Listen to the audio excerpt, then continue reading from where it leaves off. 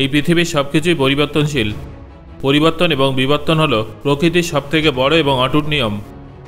আপনারা কি জানেন কোনো এক সময় ভারত এবং আফ্রিকা পরস্পরের সঙ্গে জুড়ে ছিল? পরবর্তী সময় ভারত আফ্রিকার থেকে বিচ্ছিন্ন হয়ে যায়, কিন্তু ভারত এবং আফ্রিকার এই ভাঙন পুনরায় জুড়তে শুরু করেছে। অতীতে যে ভারত এবং আফ্রিকা একসঙ্গে যুক্ত ছিল সেটার প্রমাণ খুব সহজেই বের করা সম্ভব। একটা ছোট পরীক্ষার মাধ্যমে আপনারা নিজেরাই সেটা করতে পারবেন। আপনারা কখনো ছেঁড়া কাগজ বা ছবিকে পুনরায় জুড়ে দেওয়ার চেষ্টা করেছেন? ছেঁড়া টুকরোগুলোকে খুঁজে সেগুলো পরস্পরের সঙ্গে জুড়ে দেওয়াটা বেশ ইন্টারেস্টিং কাজ, তাই না? কখনো এই কাজটা আপনারা মানচিত্রে উপস্থিত মহাদেশগুলোর সঙ্গে করে দেখবেন। প্রথমে মহাদেশের অংশগুলো সুন্দর করে কেটে নেবেন এবং তারপর সেগুলো একে অপরের সঙ্গে জুড়ে দেবেন। দেখবেন মহাদেশগুলোর একাধিক উপকূল পরস্পরের সঙ্গে সুন্দরভাবে জুড়ে যাবে। যেমন দক্ষিণ আমেরিকার পূর্ব অংশ আফ্রিকার পশ্চিম অংশের সঙ্গে সম্পূর্ণ মিলে যায়, আবার ভারতের পশ্চিমাংশ আফ্রিকার পূর্ব উপকূলে সঠিকভাবে ফিট হয়ে যায়। আপনারা যদি এই উপকূল রেখাগুলোর মধ্যে সামান্য ব্যবধান খুঁজে পান তাহলে সেটার কারণ হলো ভূমিক্ষয়। আসলে মহাদেশগুলো বিচ্ছিন্ন হয়ে যাওয়ার পর সমুদ্রের ঢেউ উপকূল অঞ্চলকে বড় পরিসরে ভূমিক্ষয়ের মাধ্যমে বদলে ফেলেছে।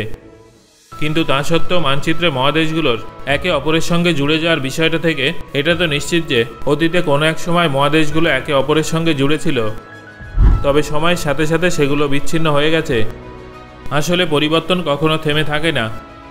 পৃথিবী পৃষ্ঠে পরিবর্তন অবশ্যম্ভাবী।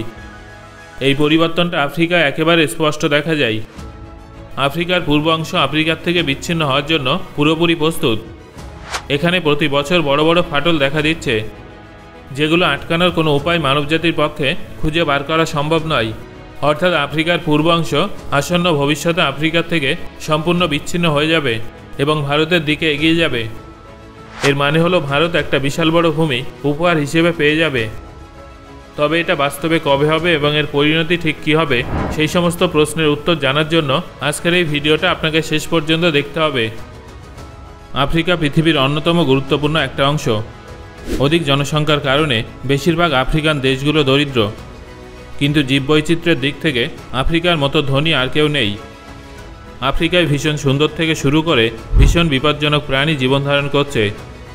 গোটা পৃথিবীর 20% মানুষ আফ্রিকায় বসবাস করে। এখানে মরুভূমি থেকে শুরু করে প্রচণ্ড বৃষ্টিপাত হয় এমন এলাকাও আছে।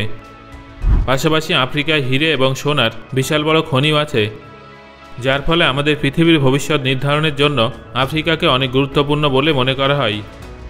অন্যদিকে আমরা যদি ভারতের দিকে তাকাই তাহলে ভারত এবং আফ্রিকার মধ্যে অনেক মিল আছে।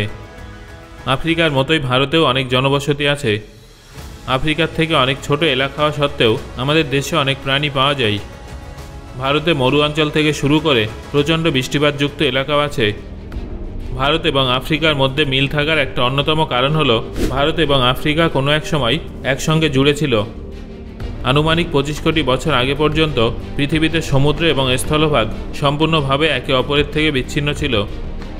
একটা বিশাল বড় স্থলভাগ মাঝখানে ছিল এবং তার চারিদিকে বিশাল সমুদ্র ছিল। সেই সময় আমাদের দেশ অস্ট্রেলিয়া এবং আফ্রিকার সঙ্গে বর্তমানে দক্ষিণ মেরু হিসেবে পরিগণিত এলাকার সঙ্গে জুড়ে ছিল। প্রাচীনকালের এই একমাত্র এবং বিশাল মহাদেশটার নাম ছিল প্যানজিয়া, আর প্যানজিয়ার চারপাশে যে বিশাল মহাসাগরটা উপস্থিত ছিল তার নাম ছিল প্যানথালাসা।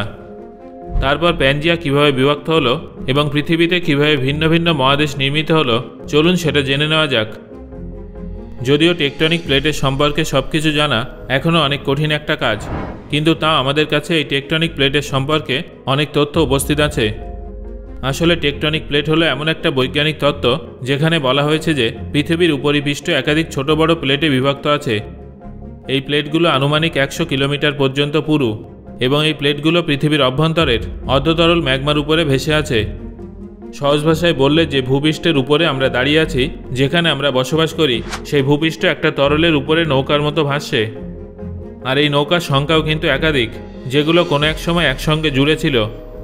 কিছু কিছু তো আজও একসঙ্গে জুড়ে আছে, তবে বেশিরভাগ নৌকা ভাসতে ভাসতে একে অপরের থেকে দূরে চলে গেছে। 1960-এর দশকে ভূতত্ত্ববিদরা প্লেট টেকটনিক থিওরিটা উপস্থাপিত করেছিলেন। আমরা যদি এই থিওরি অনুযায়ী এগিয়ে যাই তাহলে নিশ্চিতরূপে ভাসমান এবং একে অপরের থেকে বিচ্ছিন্ন হতে থাকা পৃথিবীর এই প্লেটগুলো যে কোনো সময় একে অপরের সঙ্গে ধাক্কা খেতে পারে। আর এরকমই একটা ঘটনার ফলাফল হলো হিমালয় পর্বত। যখন প্যাঞ্জিয়া বিভক্ত হয়েছিল তখন ভারতীয় প্লেট ইউরেশিয়ান প্লেটের সঙ্গে তীব্র ধাক্কা খেয়েছিল। এই তীব্র সংঘর্ষের কারণে ভূমি উপরে উঠে যায় এবং হিমালয় পর্বতের সৃষ্টি হয়। ভারতীয় প্লেটের সঙ্গে ইউরেশিয়ান প্লেটের সংঘাতের প্রভাব এখনও বর্তমান আছে। এই জন্যই প্রত্যেক বছর হিমালয় পর্বতের উচ্চতা কয়েক মিলিমিটার করে বাড়ছে। দুটো প্লেটের মধ্যেকার এই সংঘর্ষ পৃথিবীর সবথেকে ভয়ানক সংঘর্ষ ছিল, যার জন্য হিমালয় পৃথিবীর সবথেকে উঁচু পর্বতে পরিণত হয়েছে।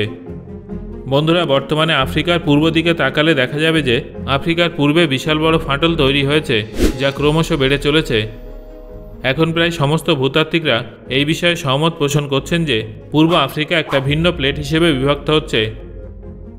আফ্রিকার বেশিরভাগ এলাকা নিউবিয়ান প্লেটের অন্তর্ভুক্ত।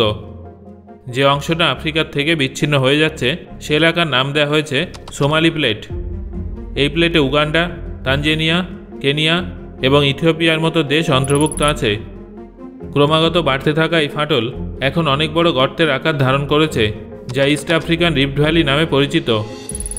এখন প্রশ্নটা হলো, যখন সোমালি প্লেট আফ্রিকার থেকে বিচ্ছিন্ন হয়ে যাবে তখন সেটা কোন দিকে এগোবে?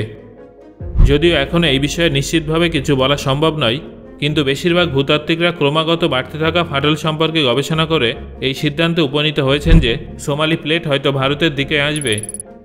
যদিও সোমালি প্লেট ভারতের সঙ্গে জুড়তে এখনও অনেক সময় লাগবে।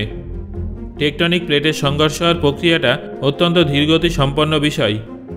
অনুমান করা হচ্ছে যে সোমালি প্লেট ভারতীয় প্লেটের সঙ্গে প্রায় 20 কোটি বছর পরে সম্পূর্ণ জুড়ে যাবে। ততদিনে মনুষ্য সমাজ পৃথিবীতে থাকবে কিনা সেটাও একটা বড় প্রশ্ন।